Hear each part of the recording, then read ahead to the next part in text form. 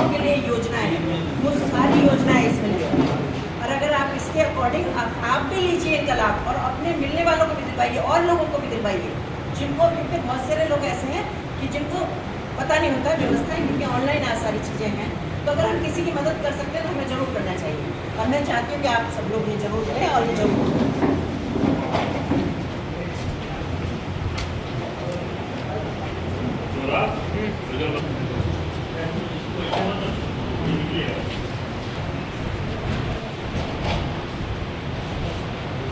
ये मिशन शक्ति के प्रोग्राम है और ये आपको ताकतवर बनाने के लिए पीछे वाले लोग जो बिल्कुल पीछे हो ताकि पीछे का चेहरा ना शुरू हो पाए।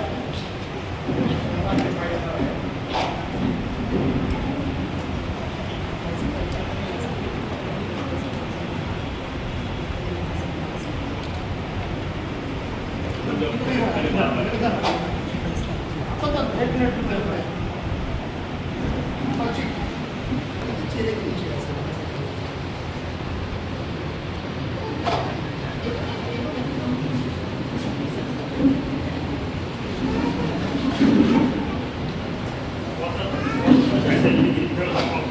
बस बस बस बस ठीक है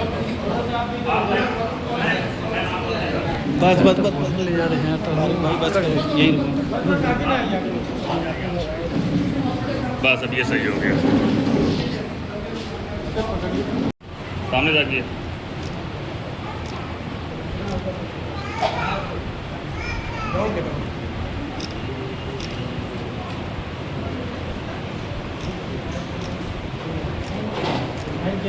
आज यहाँ मदरसे में भी आई हैं और भी अधिकारियों के साथ मीटिंग की, क्या कुछ आप इसके बारे में बताइए।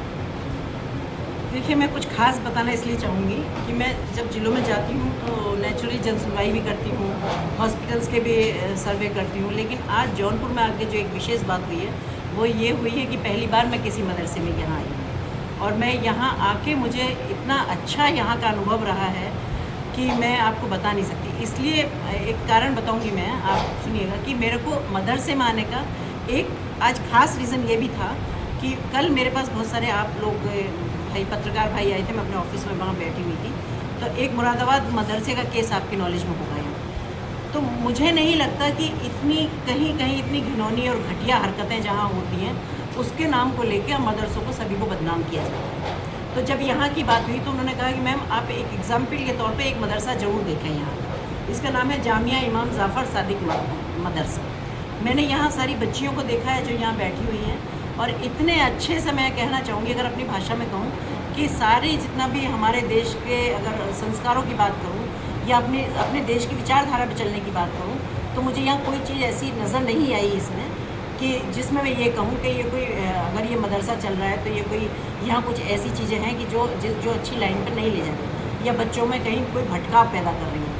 तो मुझे यहाँ इन बच्चियों के बीच में भी आके बहुत अच्छा लगा। पूरा सारा कॉलेज स्कूल मैनेजमेंट मेरे साथ बैठा हुआ है कि जो बहुत ही अच्छे मन से और बहुत ही अच्छे को बच्चियों को मुख्य धारा में जोड़ने के लिए उनको शिक्षित किया जाए।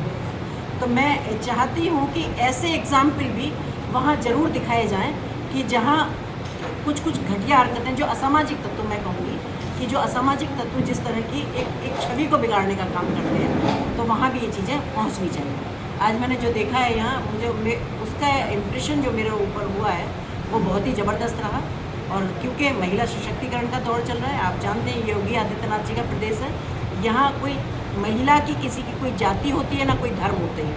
हमारे पास इतनी सारी सुबह से शाम तक महिलाएं आती हैं और हम हर चीज़ की, हर समस्या का निस्तारण करते हैं, क्योंकि ऐसा नहीं है कि वहाँ कोई ये पूछा। किसी भी, अगर मैं बात करूँगी कि जितनी भी हमारी सरकारी योजनाएं आज इन महिलाओं के लिए, बहन बेटियों के लिए आज इतनी सरकारी योजना है कि अगर एक्चुअल में ये सरकारी योजनाओं का जो सब लाभ ले रहे हैं, मैं ये कह सकती हूँ गारंटी के साथ कि कम से कम उत्तर प्रदेश में कोई लड़की, कोई बहन, कोई बेटी, कोई माँ, कोई बीवी किसी की इस नहीं रह सकती कि जो बेरोजगार रहे या उसको कहीं सुविधा, कोई बच्ची ऐसी नहीं रह सकती जो पढ़ाई में अव्वल ना आए, जो पढ़ाई को कहीं चूक जाए। क्योंकि आज बच्चियों के गर्भ में आने से लेके और उनके बुढ़ापे तक की व्यवस्था आज सरकार ने की हुई, चाहे वो उनको पढ़ाई की है, चाहे वो उनको शादी की है, चाहे वो उनके, अगर कहा जाए महिलाओं में विधवा पेंशन है, चाहे उनको निराश्रित महिलाओं की पेंशन है, और चाहे और भी से, जैसा आपने देखा होगा कि मकान देने वाली बात है या शौचालय बनवाने वाली बात थी या उज्ज्वला वाली बात थी या अभी GST के मामले में भी आपने देखा कि कितनी सारी योजनाएं महिलाओं के लिए हैं। तो मुझे लगता है कि जो महिलाओं का सशक्तिकरण हो रहा है उसमें यहाँ की जो हमारी बहनें मुझे मिली हैं, जितनी हमारी बेटियाँ यहाँ पे पढ़ रही हैं, उनका भी बहुत अच्छा रोल होने वाला है। क्योंकि सरकार ने कभी किसी जाति या कभी किसी धर्म को लेकर कभी किसी में पक्षपात नहीं किया। उनका तो सबका कहना यही है कि सबका साथ और सबका विकास और सबका विश्वास। और मुझे लगता है कि सारी हमारी जितने भी यहाँ सब थी, तो जैसे मैंने बात की अगर योजनाओं के बारे में, तो सबको सारी चीज़ों का पता है और सब उनका लाभ भी ले रहे हैं। तो मैं यही कहना चाहूँगी कि जन सुनवाई की मेरे पास बहुत सारे केसेस आए, यहाँ केस आए उनका, जिसका हमने साथ के साथ विस्तारण किया। कुछ ऐसे थे जिसमें इन्वेस्टिगेशन दोबारा होना था, उन केसों को हमने छोड़ दिया है कि जिसमें इन्वेस्टिगेशन हो जाएगा तो हम उसको हो जाएगा। बाकी मैं कह सकती हूँ जिला अस्पताल में निरीक्षण किया, क्या खामियां मिली थी वहाँ पे? जिला अस्पताल में भी मैं कहूँगी ओवरऑल तो सब ठीक था, बट मुझे वहाँ थोड़ा सफाई की कमी लगी कि सफाई नहीं थी, एक थोड़ा सा अव्यवस्थाएँ थी।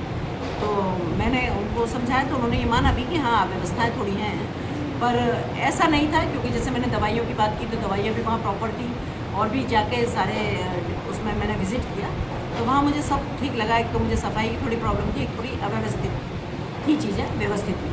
अधिकारियों के साथ आज अपने मीटिंग की है, जन सुनवाई भी की है।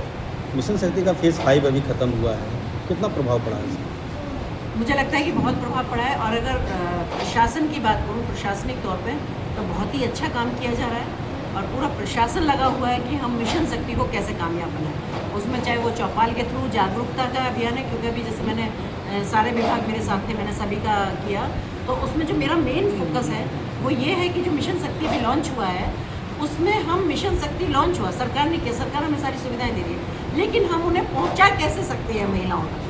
तो इसके तहत जो भी हमारी सारी, मेरी खुद की अपने आयोग की भी योजना मैं आपको बताना चाहूँगी कि मेरी खुद की टीम सारी नीचे तहसील तक उतर कर काम कर रही है।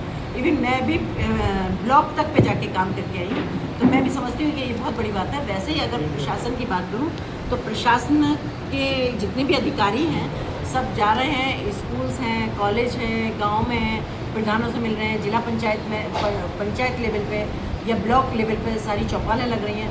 तो मुझे लगता है कि सारा संगठन की बात करो या प्रशासन की बात करो चाहे शासन की बात करो, आज हर आदमी इसमें लगा हुआ है कि अगर ये इतनी बड़ी लॉन्चिंग हुई है कि मिशन 5.0 की, तो ये एक बहुत बड़ी, क्योंकि चल तो ये पिछले 4 सालों से रहा है, लेकिन जब हर साल आता है तो उसमें कुछ ना कुछ इम्प्रूवमेंट होता है, कुछ नई चीज़ें लेके आती है।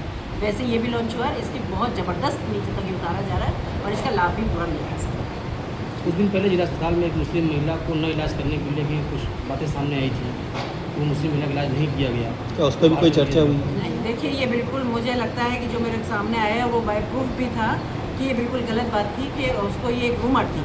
क्योंकि कई बार होता है लोगों का न्यूसेंस पैदा करने का, न्यूसेंस क्रिएट करने का, बाकी ऐसा नहीं था। उस महिला को प्रॉपर इलाज भी मिला, सब कुछ मिला, वहाँ कहीं कोई ऐसी दिक्कत नहीं थी। और मैंने बताया ना कि ये कोई यह अस्पताल हो, स्कूल हो, योजनाओं की बात करें तो वहाँ कभी ऐसा नहीं होता कि कभी कोई धर्म पूछ के या किसी का इलाज मिल रहा है, या स्कूल में किसी को धर्म पूछ के शिक्षा दी जा रही है, या योजनाओं में कभी किसी को धर्म पूछ के दी जा रही है। तो सब न्यूसेंस क्रिएट करने वाली बात है, बाकी बिल्कुल ऐसा कुछ नहीं है, सब कुछ बहुत अच्छा है। उत्तराखंड में मदरसों को बंद करके मुख्य धारा से जोड़ने के लिए उन बच्चों को अन्य सामान्य स्कूलों में भेजा जा रहा है। देखिए मदरसा बंद करने वाली बात नहीं, मैं मदरसे में बैठी और मैं बेबाक तरीके से कह सकती हूँ जो हरकत कल के मदरसे में हुई थी, जो मुरादाबाद की, तो आप नहीं जानते कि ऐसे मदरसों को बंद कर देना चाहिए, करना चाहिए या नहीं करना चाहिए?